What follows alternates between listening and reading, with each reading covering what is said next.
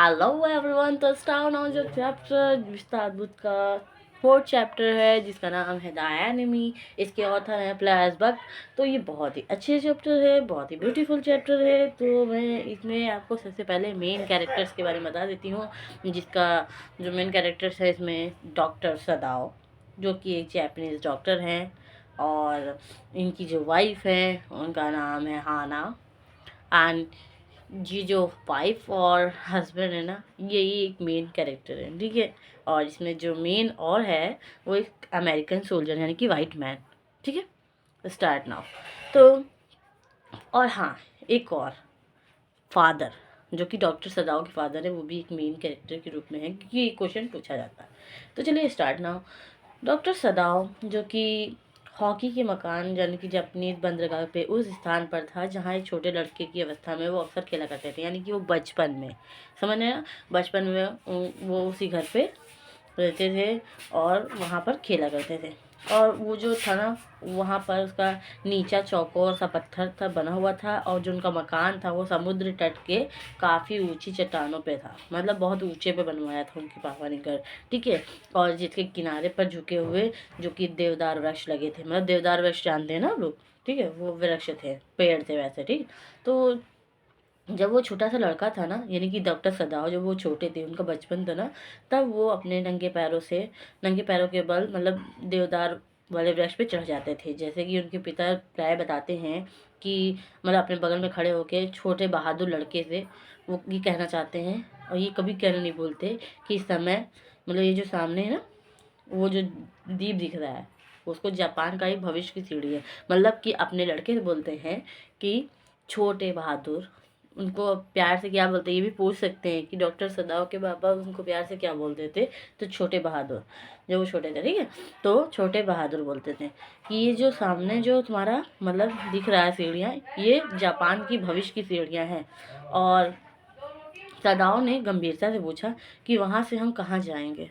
सदाओ पूछा, अच्छा ठीक है, ये तो बात आपने बता दी, मगर हम यहाँ से कहाँ जाएंगे, ये जब बताते हैं तो उनके पिता बोलते हैं कि हमारे भविष्य को सीमाओं से बन सकता है, और ये हम पर निर्भर करता है कि हम क्या बनेंगे, कौन जाने कि हम क्या बनेंगे, ऐसे उन्होंने उत्तर दिया, ठीक है।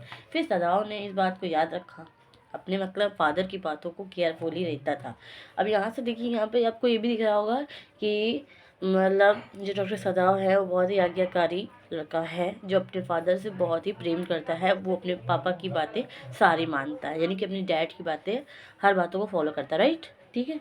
मतलब यहाँ से देखा जाए आज्ञाकारी है, ठीक है।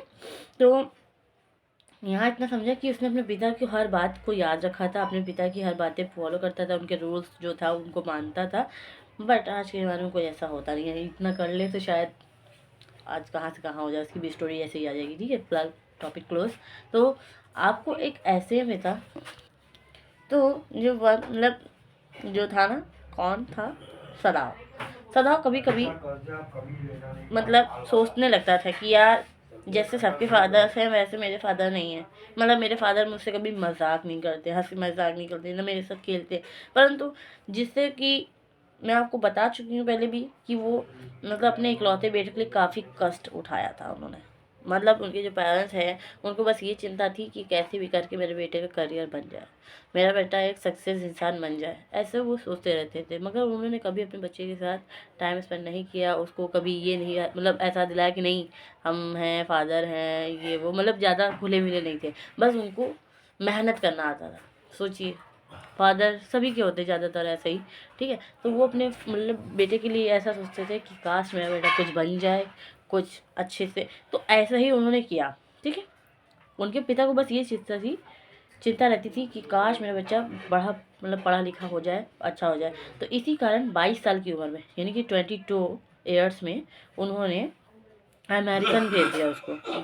किसको भेजा, डॉक्टर सदाव को अमेरिका भेज दिया, और उनको शैल चिकित्सक के रूप में, कि ताकि उनको कुछ मतलब औषधियों का यानी कि जो दवाइयों का ज्ञान हो जाए, और उनके बारे में कुछ सीख जाए, जो भी वो सिखा सकते थे वो सब सिखाना चाहते थे, और जो भी वो सीख सकता है सब इसी तरह के ऐसे हुआ।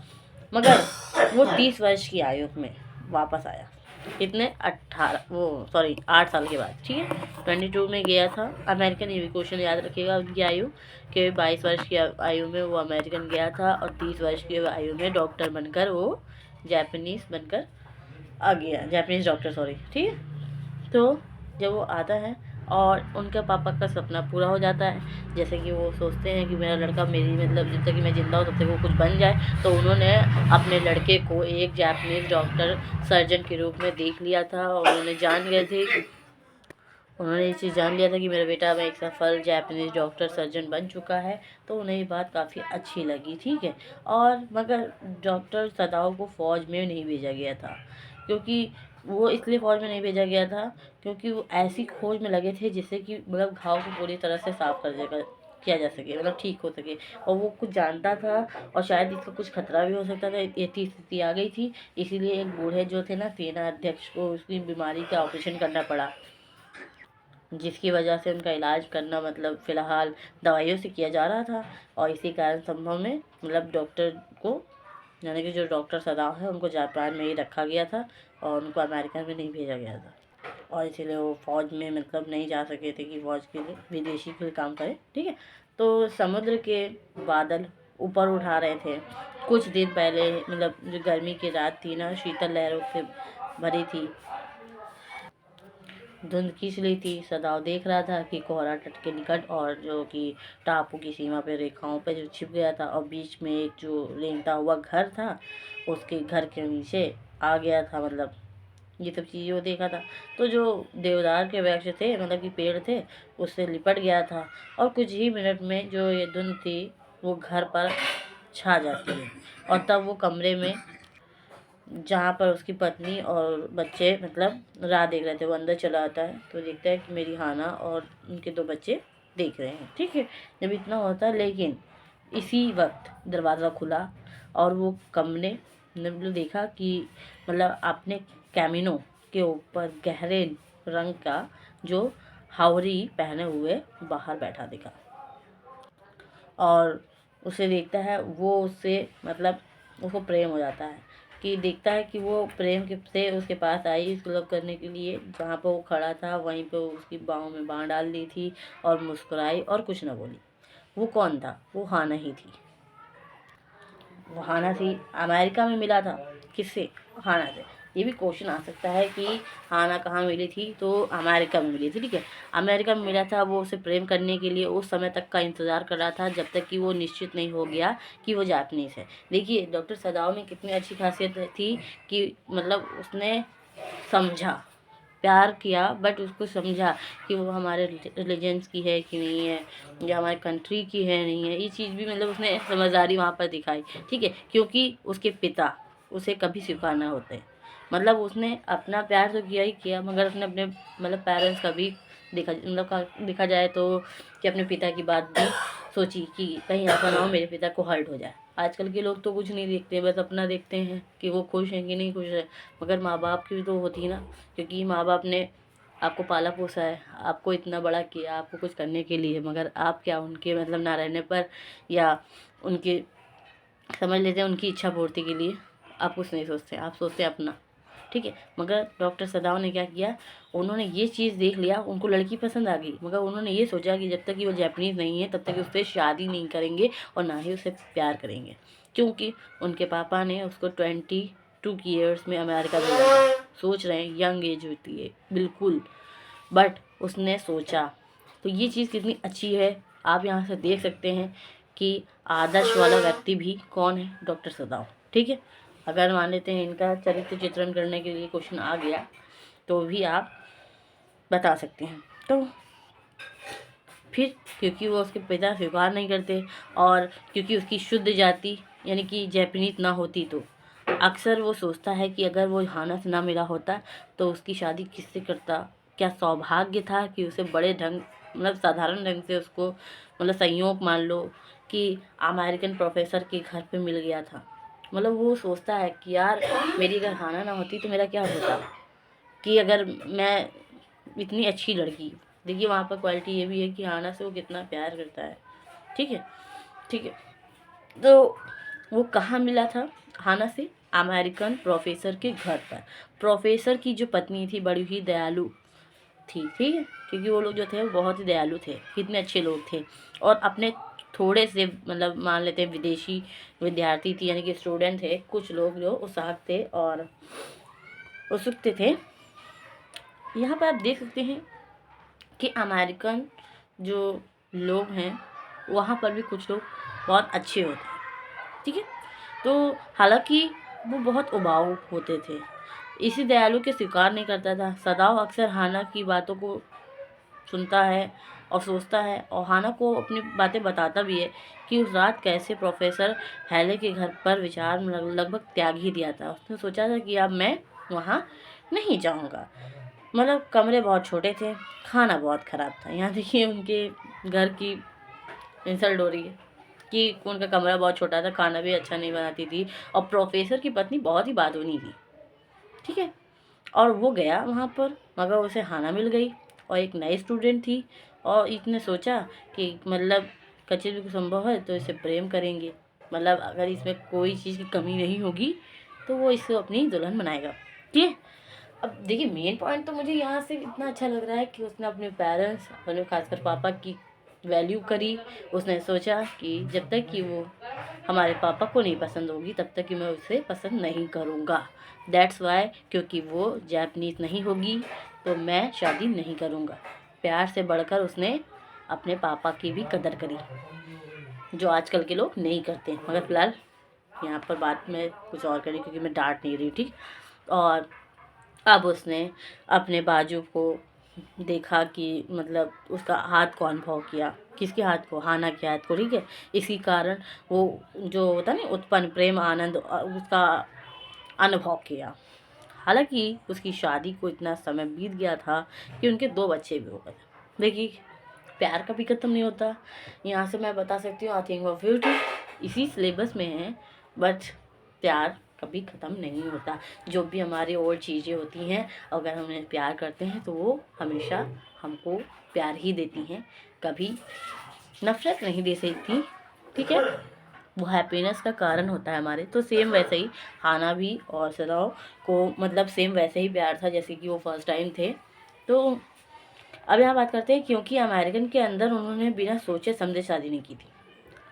अमेरिका में रहकर भी उन्होंने अपने कंट्री और अपने पेरेंट्स की कदर करी, और उन्होंने ये सोचा जब तक कि ये हमारे कास्ट की नहीं होगी।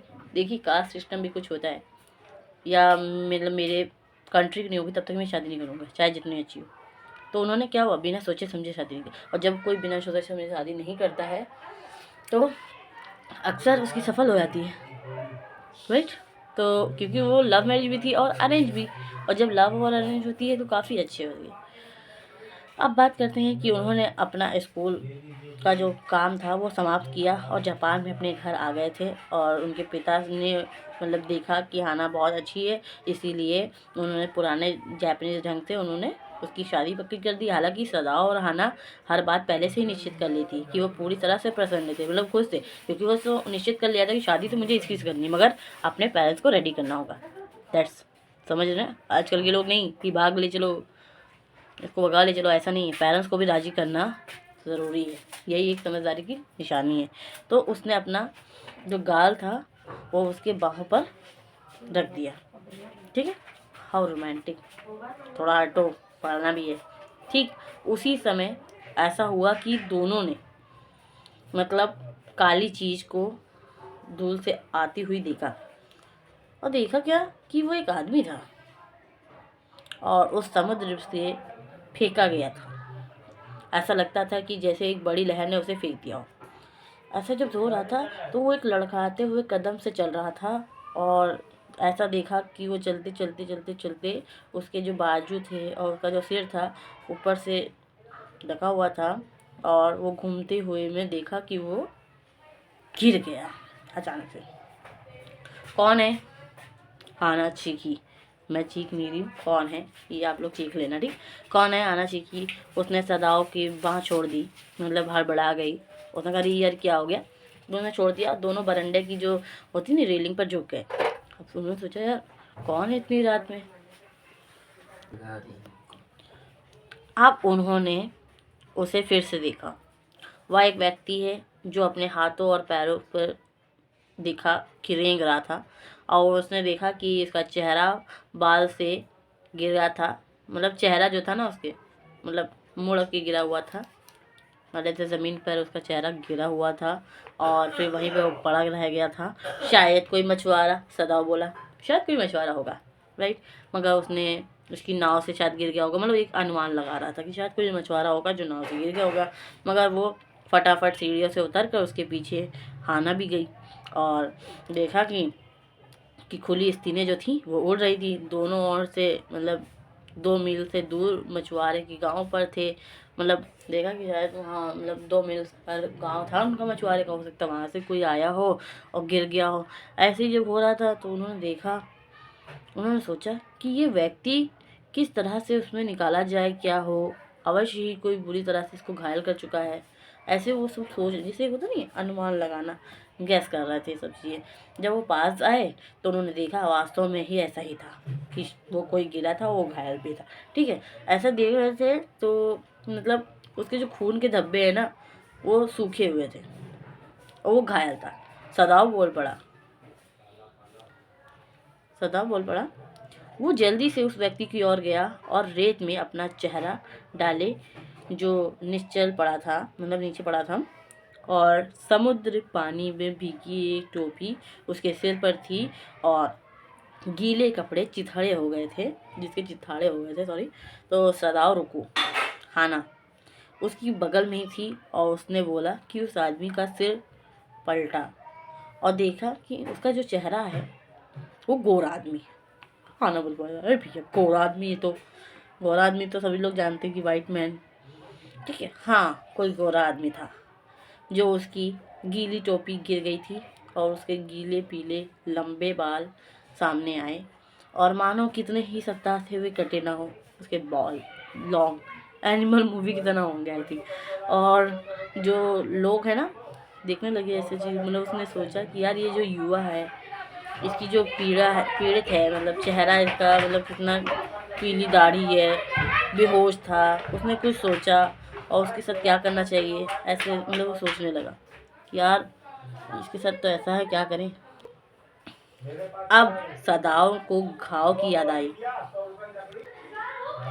सदाव की याद आई कि ये घाव है, और उसने अपनी पेड़ उंगली से उसकी खोज करने लगा, और उसे छूने से खून फिर बहने लगा, और सदाव ने देखा कि उसकी कमर के दाएं भाग में एक बंदूक की गोली जो थी वो उसको जख्म कर दी थी, और उसका जो मांस पाउडर के कारण वो काला पड़ चुका था। कभी बहुत दिन नहीं हुए थे, मतलब बहुत दिन नहीं हुए थे अभी, और इसीलिए जो व्यक्ति था ना उसने कोई गोली खाई थी और उसका जो इलाज नहीं हुआ था, और ये एक बुरा संयोग था कि वो चट्टान घाव से टकरा गई थी। अरे इसका खून बह रहा है। हाना फिर गंभीर आवाज में बुदबुदाई। अब धुंध ने उन्हें पूरी तरह से ढक लिया था, और अगले ही दिन मतलब देखा कि दिन के जो शाम कोई नहीं वहाँ आता है, मतलब उसने सोचा यार कोई तो आ नहीं रहा। और मछुआरा का जो घर था वो सब जा चुके थे, मतलब मछुआरे के जो घर थे ना बहुत दूर थे, और वो सब लोग जा चुके थे। बीच में ये ऐसे इलाके पड़ते हैं कि लोगों ने अभी तक दिन से रात हो गया, अंत में ये मान लिया कि शायद ये बहुत दूर से है। अब जब ऐसा हुआ तो इस आदमी का क्या करें, सदाव बुदबुदाया। देखिए उसने सोचा यार इस आदमी का मैं करूँ क्या, क्योंकि वो डॉक्टर है, उसका दिल तो मानता नहीं है।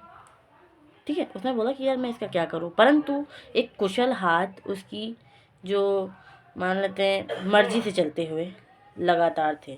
मतलब वो समझ लीजिए उसके जो हाथ थे ना, उसने अपने काम को सबसे आगे रखा।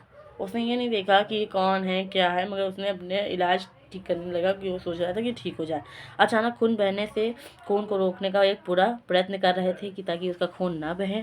उसके बीच जो मान लेते हैं समुद्र की जो घाव बंद करने, मतलब समुद्र की जो एल्गी है ना उसके जो घाव बंद कर दिया, वो उसके जो मूंछ में आदमी को कष्ट अर्थात कुछ वो जागा ही नहीं, मतलब वो ऐसा बेहोश था कि उसको पता ही नहीं चला कि उसके साथ हो क्या रहा है। अच्छा, सबसे अच्छा काम यह था कि वो यही कर सकते थे कि इसको वापस समुद्र में डाल देते। अपनी बात का उत्तर देते हुए सदाओ बोला कि यार मैं इस आदमी का करूँगा क्या, एक काम करते हैं, इसको समुद्र में फिर से फेंक देते हैं, क्योंकि खून बहना और इसका जो समय है वो रुक गया था, मतलब खून बहना बंद कर दिया था। तो अब क्या करते हैं, वो खड़ा होने वाला था, उसको लगा, और अपने हाथों की जो धूल झाड़ी, उसने सोचा कि भैया अब यहाँ से इसको फेंक के चलो, यहाँ से कोई फ़ायदा नहीं है। हाँ बेशक ठीक रहेगा, हाना ने ये दृढ़ निश्चय से कहा कि हाँ इसको ठीक रहेगा, तुम इसको सदाओ फेंक दो समुद्र में। परंतु उस निश्चल पड़े हुए आदमी की तरफ देखती रही कि यार ये तो बेहोश है, इसका होगा क्या अगर हम लोग छोड़ देंगे तो। यहाँ से देख सकते हैं कि सदाओ और हाना दोनों ही लोग कितने अच्छे हैं, अपने से ज़्यादा दूसरे की कदर कर रहे हैं। ठीक है, अब यहाँ पर जो देखते हैं कि मैं यहाँ कहूँगी कि सदाओ की चॉइस बहुत ही बेस्ट है, उसने हाना जैसी लड़की को अपनी लाइफ में लाया, बहुत अच्छी है। ठीक है, चलिए बात करते हैं। फिर यदि हम अपने घर में किसी गोरे की शरण देंगे तो हमें गिरफ्तार कर लिया जाएगा, और अगर हमने इस कैदी को बताकर इसको मतलब सौंप दिया तो निश्चित ही रूप से ये मरेगा, सदाओ बोला। सदाओ ने कहा कि अगर इसको हम लोग ने अपने घर में बुला लिया तो इसको तो नहीं, हम लोगों को ही गिरफ्तार कर लिया जाएगा, क्योंकि ये एनिमी है हमारे इंडिया के लिए। ठीक है, और जापानीज़, सॉरी इंडियन नहीं था वो, जापानीज़ ना, सॉरी, हम इंडियन है ना इसलिए। तो मतलब उन्होंने सोचा कि ये एनिमी है, और अगर इसको कैद करके मतलब कैदी बना के इसको सौंप देते हैं तो वो निश्चित ही वो लोग मार देंगे इसको। अब जब ये सब सोच ही रहे थे तो उसकी भलाई सबसे बड़ा ये काम रहेगा कि इसको वापस में समुद्र में ही डाल दिया जाए। हाना ने कहा कि हाँ इसको समुद्र में डाल दो, फ़ायदा क्या, हम लोग घर जाएंगे इसको लेके तो हमें लोगों को पकड़ लिया जाएगा, हाँ अगर इसको हम लोग सौंपते हैं तो ज़्यादा से ज़्यादा मर जाएगा, तो एक काम करते हैं यही छोड़ देते हैं, समुद्र में फिर से फेंक देते हैं। मगर दोनों में से कोई नहीं हिला, ये बात बोल तो रहे थे मगर फिर भी उनका दिल नहीं मान रहा था कि ये चीज़ सही रहेगी। ठीक है, नफ़रत की नज़र से वो उसकी शक्ल की तरफ घूर रहे थे कि यार ये तो हमारा एनिमी है, मैं क्यों इसका साथ दूँ। मगर हाना बुदबुदाए, वहाँ कौन है, इसमें कुछ ऐसा है जिसमें ये अमेरिकन लगता है। सदाओ ने कहा क्या ऐसा कुछ लगता है क्या कि सच में ये अमेरिकन है। उसकी फटी हुई टोपी उठाई और हाँ वो लगभग मिटे हुए अक्षर थे, जो कि एक नाविक था, और इसमें अमेरिकन युद्ध जो पोत था उसके अक्षर जैसे यूएस नेवी। ठीक है, यूएस नेवी लिखा था, और वो व्यक्ति जो था युद्ध बंदी में था और ये बच निकला। और हाना ने धीमी आवाज़ में कहा यही कारण है कि ये घायल है, इसी वजह से इसको ऐसा हुआ। पीछे से सदाओ सहमत, हाँ सही कह रही हो तुम। वे हिचकिचाए, उन्होंने एक दूसरे की ओर देखा और फिर निश्चय के साथ हाना बोली सोचो क्या हमें उसे वापस समुद्र में डाल सकते हैं। सदाओ ने पूछा कि तुम क्या कर सकोगी अगर मैं ऐसा करूं तो। ना, हाना ने कहा, पर अगर तुम अकेले ये कर रहे हो तो या कर सकोगे ये बताओ पहले। सदाओ फिर से हिचकिचाया, विचित्र बात है, बोला अगर आदमी घायल न होता तो मैं बिना किसी मुश्किल से पुलिस को सौंप देता, मुझे उसकी कोई चिंता नहीं थी। मेरा शत्रु है, यानी कि मेरा दुश्मन है, वो सारे अमेरिकन मेरे शत्रु हैं, मतलब कि जितने भी अमेरिकन लोग हैं वो हमारे दुश्मन ही हैं, और एक साधारण व्यक्ति है। और देखो चेहरे से वो कितना मूर्ख लगता है क्योंकि वो घायल है यहाँ पर कितना आशिक है क्योंकि मूर्खता भी उसकी पहचान ली उसने। ठीक है, और तुम भी उसे वापस समुद्र में नहीं फेंक सकते हो, हाना ने कहा, और फिर बस एक ही काम करना है कि हमें उसे घर के अंदर ले जाना होगा। लेकिन नौकर, सदाओ ने पूछा, लेकिन यार ले तो जाएंगे मगर नौकर के साथ। और हमें उन लोगों को साफ साफ बताना होगा कि हमारा इरादा उसे पुलिस को सौंपने का है, जैसा कि वास्तव में हम करना चाहते हैं, सदाओ ने ऐसा बोला। मगर हमें अपने बच्चों को और तुम्हारी पोजीशंस मतलब कि सामाजिक स्थिति के बारे में भी सोचना होगा। मतलब उसने सोचा यार हमारे अपने बच्चे भी तो हैं और ये एनिमी को ऊपर ले जाते हैं तो हो सकता है ये हम लोग को नुकसान पहुंचा दे, और तुम्हारी जो पोजीशंस बनी हुई है मतलब समाज में, सोसाइटी में कैसा क्या होगा। अगर हमें इस व्यक्ति को युद्धबंदी के रूप में वापस नहीं किया तो हमें खतरा पड़ जाएगा। हो सकता है कि हम लोग खतरे में आ जाए कि यार तुमने एनिमी की मदद क्यों करी, दुश्मन की। ज़्यादातर हर इंसान समाज को देख कर कुछ अच्छा काम नहीं कर पाता है, ठीक है। फिर निश्चित रूप से सदाओं की सहमति थी, मतलब उसने सोचा था, मगर इसके अलावा मैं और कुछ भी नहीं सोच सकता था। उसने सोचा कि भैया मैं तो यही करना चाहूँगा कि इसको ले जाऊँगा अपने घर, इसका इलाज करूँगा और मुझे कुछ नहीं करना। इस प्रकार से सहमत होकर उन दोनों ने मिलकर एक साथ उस आदमी को उठाया और वो बहुत हल्का था। ये भी आ सकता है इसका वेट कैसा था, बहुत हल्का था, ऐसे कि मतलब पक्षी की तरह जिसे लंबे समय तक आधा पेट भोजन मिला हो और सिर्फ पंख और ढांचा ही बच रहा हो। मतलब वो बहुत दिनों से कुछ नहीं खाया था, बहुत हल्का हो गया था, आई थिंक दुबला पतला। अतः जो उसकी लटकती हुई जो थी नी बाहाँ थी, उसके साथ उसे सीढ़ी पर जो है बगल के दरवाजे से निकाल कर ले जाया गया। ये घर जो था बहुत ही ले जाने के बाद मतलब तो डर था कि यार मैं अपने घर ले जा रहा हूँ, मगर उसने दरवाजे में जो बरामदे को खोला और देखा कि बरामदा पार करके वो उस व्यक्ति को एक खाली स्थान पर यानी कि शयन कक्ष में ले आए। शयन कक्ष सदाओं के पिता का था, मतलब उनके फादर के रूम में वो लेके गए और उसकी जो मृत्यु के बाद अभी वहाँ पर कोई नहीं रहता था, ठीक है। और उन्होंने उस व्यक्ति की जो मोटे थे फर्श पर लपेटा और जब ऐसा हो रहा था तो उसे वृद्ध की खुशी के मतलब ये ऐसा लग रहा था कि हर वस्तु जापानीज है, क्योंकि ये जो घर था ना, घर के अंदर ना तो किसी विदेशी कुर्सी और ना तो कोई विदेशी बिस्तर पर सोया हुआ था, मतलब विदेशी कोई चीज़ नहीं थी, ओनली टोटली जापानीज थे सब चीज़। खाना दीवार में लगी अलमारियों तक गई और दरवाज़ा खोला और नर्म कम्बल निकाला। वह हिचकिचाई। वह कम्बल रेशमी फूलों की कढ़ाई से सजा हुआ था और शुद्ध था, सफ़ेद सिल्क था। वो कितना गंदा है, उसे खींचते हुए कहा। मतलब उसने बोला कि मैं तो इतना अच्छा चादर मतलब रेशमी का सफ़ेद बिछाई, वो कितना गंदा है, बेहतर होगा कि उसे नहला दिया जाए। सदाओ सहमत था कि हाँ ठीक तुम कह रही हो, उसको नहलाते हैं। अगर तुम गर्म पानी ला दो तो मैं इसे नहला दूँ। हाँ तुमने ऐसा बोला कि मैं क्यों पानी गर्म करूं? तुम्हारा उसको छूना मुझे सहज नहीं होगा। सदाओं ने बोला कि अगर तुम इसको छुओगे तो मुझे अच्छा नहीं लगेगा। एक काम करते हैं, मैं ही नहला देता हूँ, मैं तुम पानी गर्म, ठीक है। हमको नौकर को बताना होगा कि वो यहाँ है। मैं यूमी को भी अभी बताती हूँ। एक बात और, मैंने मेन कैरेक्टर्स में ये नहीं बताया था कि यूमी कौन है। यूमी एक नौकर है, ठीक है। ये बात भी ध्यान रखिएगा कि यूमी कौन है, एक नौकर है, ये भी एक मोस्ट इम्पॉर्टेंट है रोल इसका। और कुछ मिनटों में अपने बच्चों को छोड़ सकती हूँ और उसे नहला सकती हूँ। मतलब मैं सोचती हूँ कि मैं यूमी बता दूँ, फिर मैं ऐसा कर सकती हूँ। मगर सदाओं ने क्षण भर में सोच लिया कि ऐसा ही सही है और वो सहमत है कि हाँ ठीक है, तुम यूमी बताओ, तुम यूमी को बताओ और मैं अन्य लोगों को बता दूंगा। उसने कहा कि ठीक है, तुम यूमी बता दो, मैं और लोगों को बता दूंगा।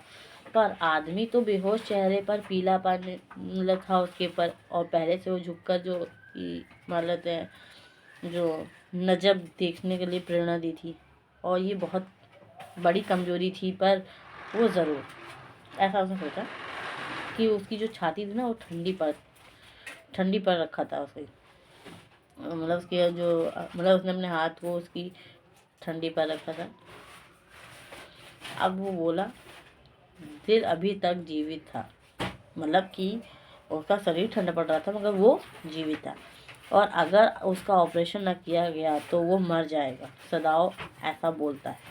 सवाल ये बात का है कि हर स्थिति में उसे मरना ही है कि अगर उसको मैं मतलब मान लेते हैं मैं उसको वापस कर देता हूँ तो भी वो मरेगा और ऐसे भी मरेगा, हर स्थिति में उसको मरना।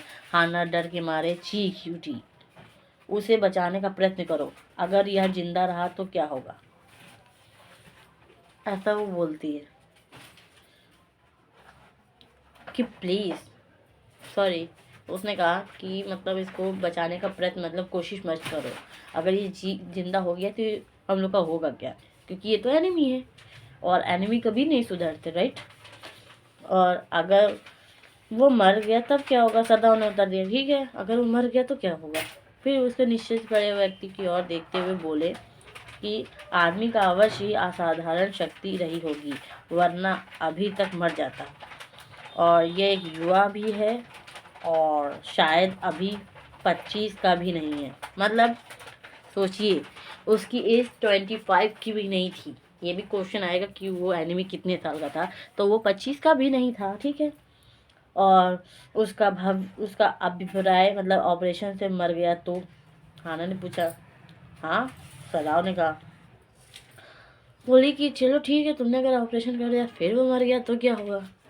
हाना ने इस बारे में संदेह के साथ सोचा और उसने कोई उत्तर नहीं दिया। सदाव की दृष्टि दूसरी ओर कर ली और कुछ भी हो सके इसका कुछ भी ना कुछ करना होगा। मतलब उसने सोचा कि नहीं भैया, मैं तो कुछ ना कुछ कर बचाने की कोशिश करूँगा। उसने कहा कि सबसे पहले मैं इसे नहलाता, ठीक है। वो शीघ्र ही कमरे से बाहर आ गया और फिर हाना उसके पीछे आ गई।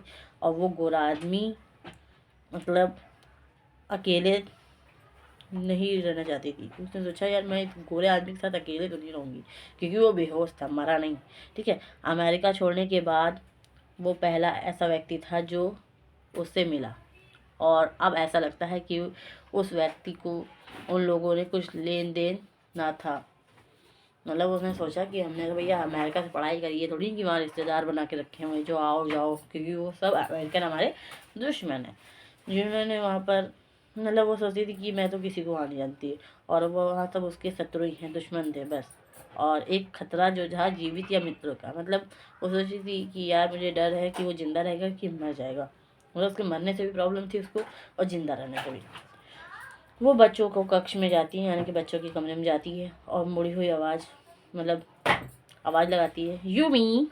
पर बच्चों ने उसकी आवाज़ सुन ली और एक क्षण भर के लिए उसे अपने अंदर जाकर उसकी मुस्कान और उसके शिशु लड़के के साथ खेलना पड़ा। Oh my God. आपको और बता दें कि सदाओं के 2 बच्चे थे, ठीक है। मुस्कान नाम था, मैं हंसी कर रही हूँ, मुस्कान नाम नहीं था, ठीक है। फिर उनको अपने बच्चों के साथ खेलना पड़ा। अब लगभग 3 महीने हो चुके थे। किसको? उसके लड़के को। उसका लड़का 3 महीने का था, ठीक है। शिशु का जो नाजुक जो थे काले बाल और उसका जो मुंह था वो हिलकर इशारा कर रहा था, यूमी मेरे साथ आओ, मैं शिशु को सुला देती हूँ, मतलब मैं बच्चे को सुला देती हूँ। और यूमी ने उत्तर दिया वो तैयार है। और यूमी के साथ नर्स यानी कि बच्चे के बगल के कमरे में गई और लड़के को गोद में लिया और खड़ी रही। अब ये क्वेश्चन इम्पॉर्टेंट है कि सदाव का बेटा कितने साल का था। तो साल का नहीं था, ओनली 3 मंथ्स का था, ठीक है। ओके। अब जब ऐसा हुआ तो वो फिर से हाना शीघ्र आकर आगे आगे चलकर बोली कि रसोई में लाई मालकिन ने जो कुछ अभी अभी कहा है सुनकर नौकर डर गए, ठीक है। मालकिन ने कहा कि क्या कहा बता।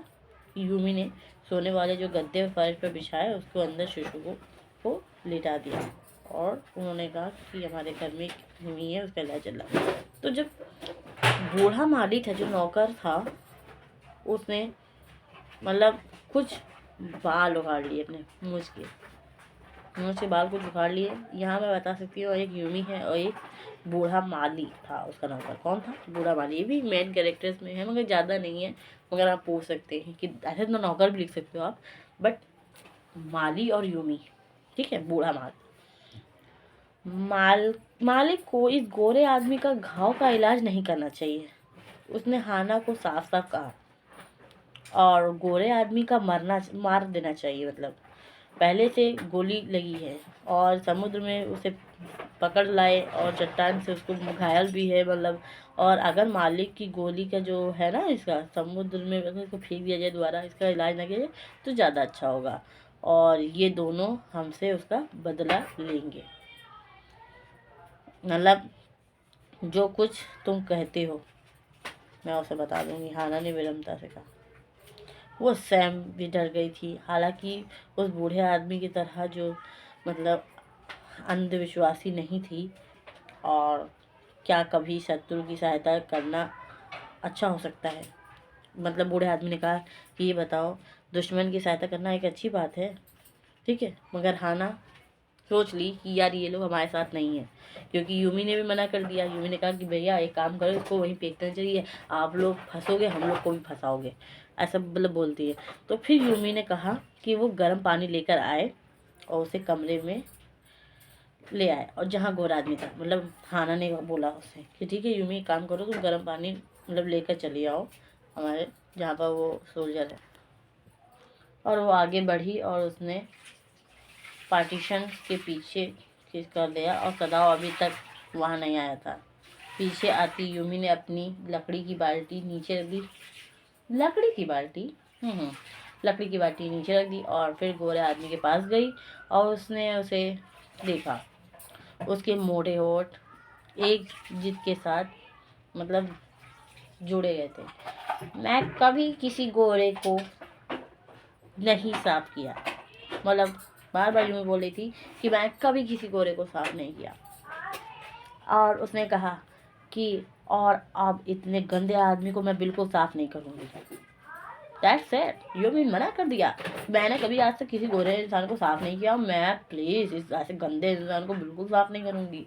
हाना कठोरता से उसे चीखी, तुम वो करोगी जो तुम्हारा मालिक आज्ञा देगा। हाना बोलती है कि जो तुम्हारे मालिक बोलेंगे उसको तुमको करना होगा। यूमी ने मतलब यूमी जो होते ना, यूमी के गोल सुर्ख चेहरे पर विरोध का एक ऐसा भयानक भाव था कि आना के अत्यधिक डर गई। मतलब जब ऐसा देखा यूमी ने तो हाँ नहीं डर गई, मतलब उसकी मालकिन। आखिरकार तब क्या होगा अगर नौकर कुछ ऐसी खराब खबर दे दे जो हुआ ही ना हुआ था। मतलब ठीक है, उसने मतलब सभ्यता से कहा कि तुम ये समझ लो कि हम तो केवल उसे होश में लाना चाहते हैं ताकि वो युद्धबंदी में के रूप में उसे हम सौंप सकें, और मेरा इससे कोई सरोकार नहीं होगा। यूमी ने कहा, मैं एक गरीब व्यक्ति हूँ और मेरा काम नहीं है कि मैं ये सब करूँ, ठीक है। और तब कृपया करके हाना ने सभ्यता से कहा कि अपने काम पर लौटिए, अपने काम पर लौटिए, ठीक है। मतलब कि यूमी ने उसको साफ करने से मना कर दिया था, ये बात याद रखिएगा, ठीक है। उसने कोई हेल्प नहीं करी थी। यूमी तुरंत कमरे से निकल गई और अब आना कमरे में उसे गोरे के साथ अकेली थी।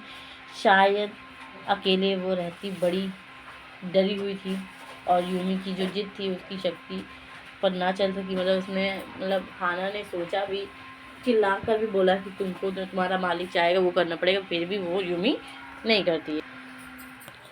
बेवकूफ़ यूमी, वो गुस्से में बुदबुदाई। बेवकूफ़ यूमी, क्या यह एक आदमी जो है के अलावा कुछ और है? मतलब उसने सोचा कि ये आदमी के अलावा कुछ और भी है क्या? और वो भी एक लाचार घायल है यार। मतलब अपनी श्रेष्ठताओं को विश्वास करती रही और उसको देखती रही। ऊनी कपड़े से वस्त्रों को खोलकर उसके जो गोरे आदमी को ढके हुए थे, मतलब पहना था ना, तो उसने उसे उसी वृक्ष के नंगा कर दिया तथा उसकी जो छोटी तौलिया से उसको साफ करने लगी। यूमी लेकर आई थी। भाप छोड़ते गर्म पानी में डुबोया और उसके चेहरे को सावधानी से धोया, और उस व्यक्ति की जो चमड़ी यद्यपि मौसम की मतलब मार से खुरदुरी हो चुकी थी, लेकिन अच्छी बनावट थी, हालांकि सुंदर लग रही थी। या वह बच्चा था, ऐसा वो सोच रही थी। जब वो इन बातों को सोच रही थी, हालांकि वो उस व्यक्ति के बारे में कुछ बेहतर नहीं सोच रही थी उसको कुछ अच्छा नहीं लग रहा था, मगर फिर भी अपने मन को बहलाने के लिए, क्योंकि अब तक वो बच्चा ना था। मतलब वो उनको लगा कि सोचो चलो बच्चे के समझ के मतलब करे, मगर वो बच्चा नहीं था, वो बड़ा हो चुका। वो उसे साफ करती रही जब तक कि जब उसके शरीर की पूरी तरह से साफ ना कर हो सका, मतलब उसको मतलब साफ ही कर रही थी, पर उसको पलटने का साहस ना हुआ। सदाव कहाँ था? अब उसका गुस्सा कम हो गया था। मतलब और चिंतित होकर खड़ी हो गई और अपने हाथों को उसने गलत तरीके से तौलिए से पोंछा और उस व्यक्ति को ठंड से बचने के लिए उसे कंबल से ढक दिया। सदाओ, उसने धीमी आवाज़ में पुकारा, सदाओ। जब उसने आवाज़ दी तो वो कमरे के अंदर घुसने वाला था और उसके हाथ दरवाजे पर था और उसने उसे खोल दिया और उसने देखा कि वह सर्जन जो कि आपातकालीन थैला लेकर आया था और ये भी एक सर्जन का कोट पहना हुआ था। तुम ऑपरेशन करने का फैसला कर लिया है, वो चिल्लाई। कि ये बताओ, तुमने सच में इसका ऑपरेशन करने का फैसला कर लिया? हाँ, वो संक्षेप में उत्तर देता है, थोड़े शब्दों में हाँ। उसने उसकी तरफ पीठ कर ली और एक कीटाणु रहित जो चादर है ना, वो शोकेस में बना के रखा और साथ ही फर्श पे उसको बिछा दिया और उसके ऊपर उसने औजार डाल दिया। तौलिया ले आओ, उसने कहा। तौलिया ले आओ। बड़ी चिंता के साथ आज्ञा पालन करते हुए वह कपड़े को अलमारी की तरफ बढ़ी और तौलिया निकाला। फर्श पर बिछाने वाले पुराने मैट्रिक भी होने चाहिए और खून की जो सुंदर गलीचे खराब हो जाएंगे। उसने सोचा कि यार अगर ऐसा होगा तो खून पूरा पुराने कोई चीज़ हो ताकि खून से उसके धब्बे खराब ना हो जाए, उसकी चादर पे उसके धब्बे न लग जाए। अब पीछे बरंडे में गई जहाँ पर माली कालीन को टुकड़ा रखा था। माली था, उसने देखा था कि उसके पास एक मैली कालीन भी रखी थी। उसने वहाँ ठंडी रातों को जो झाड़ियों में रक्षा करता था, उसने उसको देखा और उसका टुकड़ा उठा लिया। जब वो लौटकर कमरे में गई तो उसने देखा कि वो व्यर्थ था। उस व्यक्ति के घाव के ऊपर रखा गया जो खून था वो पहले से ही चूह रहा था और उसके नीचे आपातकालीन जो थी उसकी कालीन बड़े खराब हो चुका था। हाय गलीचा, वो चिल्लाई। उसको एनिमी की परवाह नहीं थी, उसको अपने गलीचे की परवाह थी। हाँ, ये खराब हो गया है, सदाओ ने ऐसा जवाब दिया और उसे चिंता न थी। उसने कहा कि मुझे उसको तो एनिमी की चिंता थी कि उसको बचाना है, मगर आना को गलीचे की। उसने घूमने में मेरी सहायता करो, उसे घुमाने में मेरी सहायता करो। और उसने आज्ञा दी। उसने हाना बिना कोई शब्द बोले सदाओ का आज्ञा का पालन किया और उसे सावधानीपूर्वक उस आदमी की पीठ को कमर को धोना शुरू कर दिया। यूमी उसे साफ करने के लिए तैयार नहीं थी। उसने कहा सदाओ से कि यूमी उसको नहीं साफ करना चाहिए। तब क्या तुमने ही साफ किया? बिना एक क्षण के लिए अपनी तेज और सही गति से रोका सदाओ ने पूछा कि क्या तुम्ही ने पूरा उसको साफ किया? उसने बोला हाँ मैंने ही किया। तो बोलती हाँ सच में मैंने इसको साफ किया। लगता था कि उसकी जो बात थी ना, उसने मेरी बातें नहीं सुनी और जब वो काम करता होता तो उसके समय पर ध्यान से मग्न हो की थी और एक क्षण भर उसने सोचने लगी कि जब तक कि वो उस काम को कर नहीं लेगा तब तक कि ये कुशलता से करता रहेगा और क्या इसे कोई बात महत्व ही नहीं है इसका शरीर का क्या था। ऐसे वो सोचने लगी, उसके अंदर थिंकिंग आ रही थी। वो डरी हुई बहुत थी ना। अगर ज़रूरत पड़ी तो तुम्हें उसे बेहोश करना होगा, बोला। मैं उसे भावहीन स्वर में दोहराया।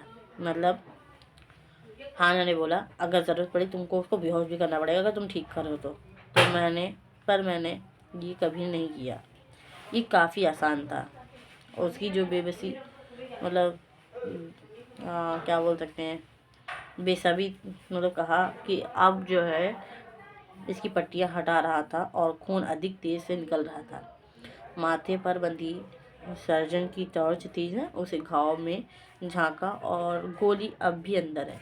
भावहीन स्वर में उसने कहा कि गोली अब भी अंदर है और मुझे नहीं पता कि जख्म कितना गहरा है और अगर ये अधिक गहरा ना हो तो गोली मैं निकाल लूँ। पर खून सिर्फ उसके ऊपर ही नहीं बह रहा था, बहुत सारा उसका खून बह रहा था और इसका खून अधिक बह चुका था। पहले भी बह रहा था और अभी भी बह रहा है। इसी क्षण हाना अत्यधिक तनाव में आ गई, डर गई वो। उसने सदाओ को आँख उठाई और देखा उसके चेहरे पर जो गंधक का जो मतलब रंग था वो दिखाई दे रहा था। बेहोश ना होना हाना, उसे डांटते हुए कहा। मतलब हाना ने पहली बार ऐसी सब चीज़ देखी तो हाना से कहने लगा बेहोश मत होना, उसे डांटा। और उसने अपनी छानबीन करने वाला औजार नहीं छोड़े, और अगर मैं रुक गया तो आदमी बिल्कुल मर जाएगा, अगर मैं रुक गया तो आदमी रुक जाएगा, मतलब मर जाएगा, सॉरी रुक जाएगा नहीं। और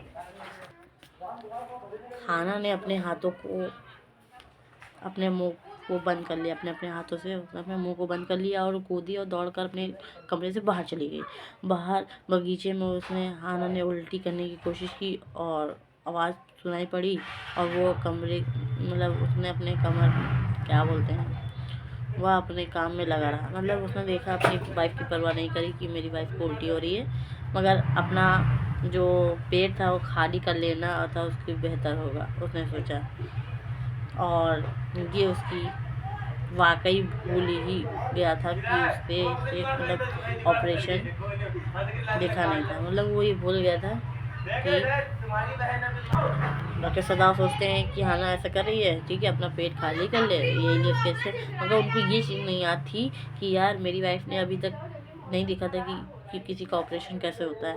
पर जो हाना की तकलीफ़ और उसके पास पहुंचने के लिए उसकी सदाओं की असमर्थ था, उसे सदाओं ने अपने उस आदमी को ही मतलब देखा जो कि उसके चाकू के नीचे मृतक के समान मतलब पड़ा था, और अधीर और क्रोधित बना दिया।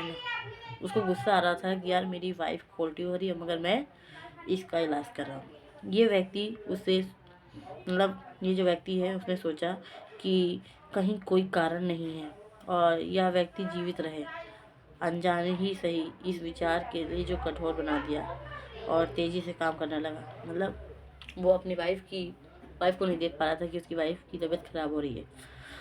वह आदमी अपने सपने में कर रहा था, परंतु उसके जो बड़बड़ाने के अतिरिक्त सदाओं ने कोई ध्यान नहीं दिया कि वो क्या बड़बड़ा रहा है, क्या बोल रहा है, कुछ नहीं। और कर रहा हो और बड़बड़ा रहा था, और अगर इच्छा हो तो। और मैं ये काम अपनी खुशी के लिए नहीं कर रहा हूँ, वास्तव में मैं नहीं जानता कि मैं ये क्यों कर रहा हूँ। मतलब कि सदाओं सोचते हैं कि यार इसमें ये जो काम मैं कर रहा हूँ इसमें मेरी कोई खुशी नहीं है, ठीक है, और मुझे खुद नहीं मालूम है कि मैं काम क्यों कर रहा हूँ। दरवाज़ा खुला और हाना फिर वापस वहीं खड़ी थी, और उसने निश्चित बोला कहाँ है, और ये स्पष्ट आवाज़ पूछा। सदाओं ने अपनी मतलब थोड़ी से इशारा किया, अच्छा हुआ कि तुम वापस आ गए। वह बोला। यह आदमी हिलने लगा। उसने हाना से एक बोतल और कुछ रुई मांगी थी। और मैं कैसे करूं? उसने पूछा। बस रुई को भिगो लो और उसकी नाक के पास ले आओ। इसे जटिल क्रिया है, एक क्षण को रोके बिना, सदाओं ने उत्तर दिया। ठीक है। जब उसका जो सांस रुकने लगी तो उसको थोड़ा सा दूर हट जाना, मतलब जब सांस उसकी रुकने लगी तो थोड़ा सा दूर हट जाना, हट देना। जब ये हुआ तो वह युवक था जो अमेरिकन में सोते हुए चेहरे को समीप जाकर मतलब झुकी जो देखा कि वो एक पतला चेहरा था। उसे लगा कि उसके होठ मुड़े हुए थे, और उसे पता हो कि न हो, पता नहीं कि वो आदमी कितना कष्ट में था। मतलब उसे देखकर वो सोच रही थी कि बंदियों को कष्टों के बारे में कहानी कभी कभी सुनती थी, वो कहीं सच तो नहीं। मतलब उसने सोचा यार जो जेल में रहते हैं कहीं जैसे कितना दर्द होता होगा उनको, क्या मतलब वो अच्छा ही सोच रही थी उनके लिए कि ये तो कहानी हम सुनते हैं, ये तो आज रियल में ऐसा हो, हम देख लें। हालांकि वो अफवाह की तरह आती थी और एक मुंह से दूसरे मुंह तक जाती थी। मतलब वो सोचती थी यार ये सब तो अफवाह होती है। एक ने बोला तो दूसरे ने फिर सुना दिया वही कहानी। और सदा विरोधी होते हैं। अखबार में सदा यही खबर आती थी कि जापानी जो सेना है वो जाती थी, और लोग अपने आज़ादी की खुशी के लिए नारे लगाते हुए बड़ी खुशी से उनका स्वागत करते थे। कभी कभी उसे मतलब जनरल और टाकीमा जैसे लोगों को याद करती थी, और जो घर में बड़ी निर्दयता से अपनी पत्नी को पीटते थे। और हालांकि कोई इस बात का जिक्र नहीं करता था, क्योंकि जो एक बात थी वो एक बड़ी लड़ाई की विजय प्राप्त करी थी। जैसे कि कोई व्यक्ति होते हैं जो अधीन रहने वाली औरतों के प्रति इतना निर्दयी हो सकता है। शायद ये उदाहरण के लिए क्या जैसे व्यक्ति जो निर्दयी नहीं हो सकते, ऐसे ही मतलब वो सोचती है। और वो बड़ी चिंता से इच्छा करने लगी कि इस युवक को ना सताया गया हो। मतलब सोचती है कि यार काश इसको ना सताया गया हो। बिल्कुल इसी क्षण उसकी गर्दन पर बिल्कुल उसके कान के मतलब नीचे लाल निशान देखा। ये घाव के निशान। वो बुदबुदाई। उसने सदाव की ओर आंख उठाई, परंतु उसने उत्तर नहीं दिया क्योंकि सदाव तो ऑपरेशन करने में लगा था। इसी क्षण उसने मतलब उसे औजार का जो सिरा था ना, किसी कठोर चीज से टकराया और जो खतरनाक के रूप में किडनी के बिल्कुल पास था। अब पूरी तरह से वो केवल शुद्ध आनंद की अनुभूति हुई और उसमें बड़ी कोमलता से उन उंगलियों को टटोला जो कि मतलब मानव शरीर की हर परमाणु की प्रचलित थी। शरीर विज्ञान और बूढ़े अमेरिकन प्रोफेसर का ज्ञान देखा। मतलब जो बूढ़े प्रोफेसर थे ना, उनको याद आई। और मानव शरीर का जो अज्ञान था ना, सर्जन का सबसे बड़ा पाप है। मतलब जिसको मानव शरीर के बारे में ज्ञान नहीं होता है, सबसे बड़ा पाप है। और श्रीमान वर्ष प्रति वर्ष हमें अपनी कक्षा में जो मतलब गरज करता था और शरीर का जो ज्ञान था ऐसा होना चाहिए कि जैसे तुमने बनाया हो। इसे कोई भी नहीं बता सकता। इसे कम कोई भी हत्या की बात नहीं है। मतलब ऐसे लोग सोचने लगता है। ये पूरी तरह से गुर्दे पर नहीं, मेरे दोस्त सदाव बुड़बुड़ाया। और उसकी आदत थी जब वो ऑपरेशन करते समय बिल्कुल भूल जाता था कि मरीज धीरे धीरे बुदबुदाता है। और वो सदाव को मरीजों को मेरा दोस्त को बुलाता था और अब भी उसने वैसा ही किया। ये भूल कर कि वो शत्रु है, उसका वो दुश्मन है। फिर बड़ी शीघ्रता से बड़ा साफ सुथरा और बहुत ही सीख चीर देखा और गोली निकाल दी। उस व्यक्ति का हिला पर मतलब अभी भी बेहोश था। और फिर भी उसने अंग्रेजी शब्द बोले, मतलब अंत दी, अर्थात बुदबुदाया। रुक रुक कर बोलता हुआ उन्होंने ले ली मेरी अंतदिया। सदाव, हाना ने तीखी आवाज में कहा। चुप, सदाव बोला। वह व्यक्ति फिर चुप्पी में डूब गया और ऐसी चुप्पी जो कि सदाव ने उसकी कलाई उठाई और स्पर्श की घृणा होने पर भी। हाँ, जो अभी भी चल रही है, नब्ज अभी भी चल रही है, कितनी धीमी चल रही है, कितनी कमज़ोर, मगर इतना काफ़ी है कि अगर चाहे तो वो जीवित रह सकता है। मतलब उसकी नब्ज जो थी, नसें बहुत ही धीमी थी, सांस उसकी जीवन की आशा कर सकते हैं।